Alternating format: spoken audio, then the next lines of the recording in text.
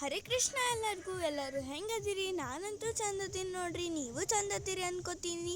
ಇವತ್ತು ನಾವು ಕುರ್ಕುಂದಿ ಯಲ್ಲಮ್ಮ ಮತ್ತು ಬಡವಟ್ಟಿ ರಂಗನಾಥ ದೇವಸ್ಥಾನಕ್ಕೆ ಹೊಂಟೀವಿ ನೋಡ್ರಿ.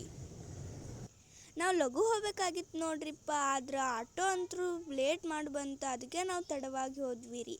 ಈಗ ರಂಗನಾಥ ದೇವಸ್ಥಾನಕ್ಕೆ ನಾವು ಈಗ ಜಸ್ಟ್ ರೀಚ್ ಆಗೀವ್ರಿ. ಇಲ್ಲಂತೂ ಮೆಟ್ಟಲುಗಳು ಭಾಳ ಇದ್ದು ರೀಪ್ಪ, ನನಗಂತೂ ಹತ್ತೋಷ್ಟಿಗೆ ಸಾಕಾಗ್ಬಿಟ್ಟಿತ್ರಿ.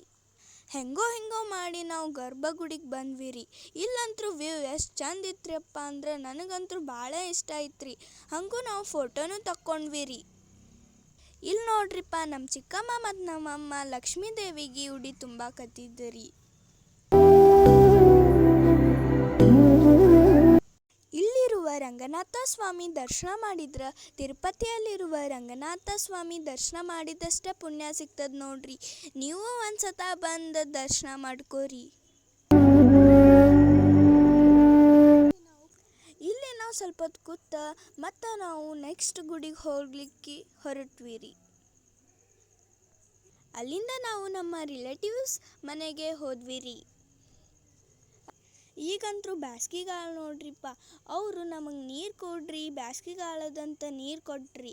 ನೀರು ಕುಡಿದು ನಾವು ಮತ್ತು ಕುರ್ಕುಂದಿ ಯಲ್ಲಮ್ಮಗ ದರ್ಶನ ಮಾಡಕ್ಕೆ ಹೋದ್ವಿ ರೀ. ಇದೇ ನೋಡ್ರಿ ಕುರ್ಕುಂದಿ ಯಲ್ಲಮ್ಮನ ಗುಡಿ.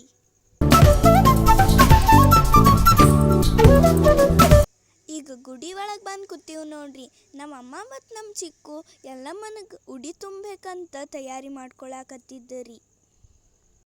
ಒಳಗೆ ಗರ್ಭಗುಡಿ ಹಿಂಗದ ನೋಡ್ರಿ. ಅಲ್ಲಿಂದ ನಾವು ಯಲ್ಲಮ್ಮನ ದರ್ಶನ ಮಾಡಿಕೊಂಡು ವಾಪಸ್ ನಮ್ಮ ಊರಿಗೆ ಹೊಂಟೀವ್ರಿ.